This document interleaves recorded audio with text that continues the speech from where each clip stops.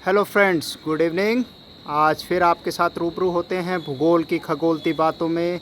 आपका दोस्त आपके लिए एक नया टॉपिक लेके आया है। इस खुले आसमान की तरफ निहारिए और झिंगुर की आवाज़ बड़ी मदमस्त कल्पनाओं को मस्तिष्क में पिरोते हुए। और आज बात कर रहे हैं ट्विलाइट के बारे में। आप ये देख रहे हैं सूर्यास्त हो चला है और एक रोशनी, बड़ी ऑरेंज कलर की एक रोशनी दिखाई दे रही है। और ये जो समय है इसे ही ट्विलाइट का समय कहा जाता है। यानी कि कितना समय तक सूर्यास्त होने के बाद, आसान शब्दों में कहें तो आप बिना लाइट ऑन किए कितनी समय तक छत पर रह सकते हैं, देख सकते हैं। अंधेरा ना हो तो अंधेरे यानी कि नाइट होने के और सनसेट होने के बीच का ड्यूरेशन है, उसी को हम क्या कहते हैं, ज्योग्राफी की भाषा में ट्विलाइट कहते हैं।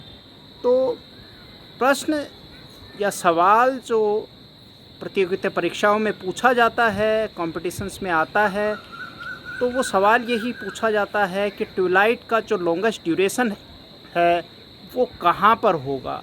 अगर आपकी लोकेशन इक्वेटर पर है और आप या ट्रॉपिक ऑफ कैंसर पे है, कैप्रिकॉर्न पे है, आर्टिक्स पे है या अंटार्कटिक सर्कल पे हैं, तो ट्विलाइट का समय मैक्सिमम कहाँ देखने को मिलेगा और मिनिमम कहाँ देखने को मिलेगा, तो इसी के बारे में आज हम बात कर रहे हैं। साथ के साथ आगे एक वीडियो और बनाएंगे जिसमें क्लाउड्स के बारे में आप लोगों को बताऊंगा, डिफरेंट टाइप ऑफ क्लाउड्स की फॉर्मेशन के बारे में भी जानकारी देंगे। पर साथियों, साथ के साथ किताबालय चैनल को सब्सक्राइब करना ना भूलें। आपका साथ, आपका प्यार इसी तरह मिलता रहा तो नई चीज़ों को प्रैक्टिकल तरीके से, विजुअल तरीके से आपके सामने आपका निहारता हुआ दोस्त कई कल्पनाओं के साथ भूगोल को बड़े आसान तरीके से आपके सामने पेश करेगा। और ये वादा रहा। तो वापस अपने विषय की तरफ आते हैं। यहाँ बात कर रहे थे ट्विलाइट के बारे में। तो डिफरेंस यानी कि सनसेट के बाद और नाइट होने के बीच का जो ड्यूरेशन होता है, that duration is not at twilight कहते हैं उसको, TWLIGHT ट्विलाइट कहते हैं। तो लॉन्गेस्ट ड्यूरेशन की बात करें तो आप जैसे जैसे इक्वेटर से as you go far away from the equator, तो ये जो ट्विलाइट का ड्यूरेशन है ये बढ़ता चला जाएगा। यानी कि पोल्स पे ट्विलाइट, यानी कि आपको एक बार फिर याद दिलाता हूँ, Norway is known as country of midnight सन।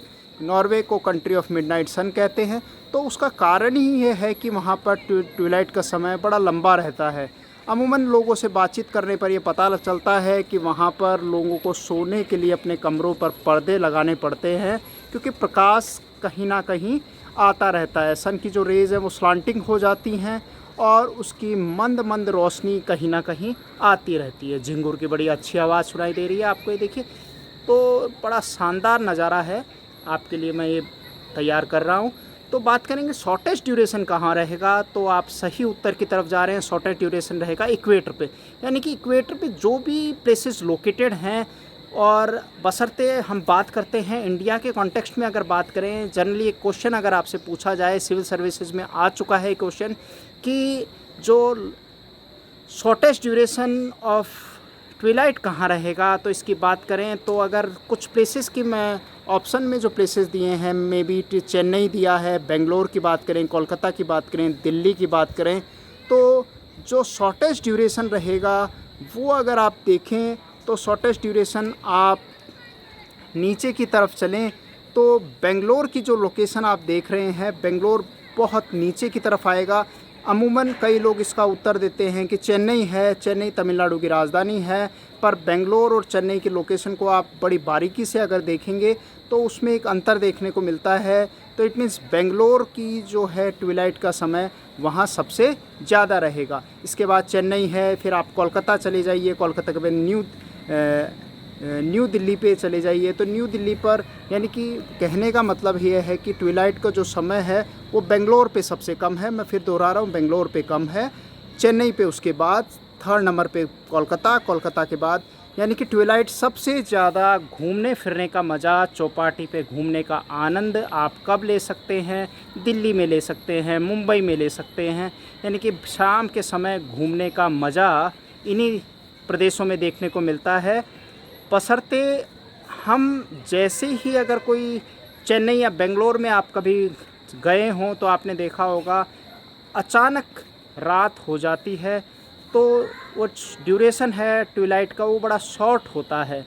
तो याद रखिएगा, फिर मिलेंगे आपके साथ एक नए टॉपिक के साथ।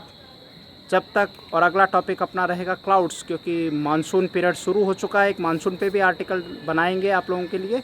इसी के साथ जय हिंद, नमस्कार। पर याद रखें, किताबल्य चैनल को सब्सक्राइब करना ना भूलें। आपका अपना दोस्त। इसी के साथ जय हिंद, नमस्कार।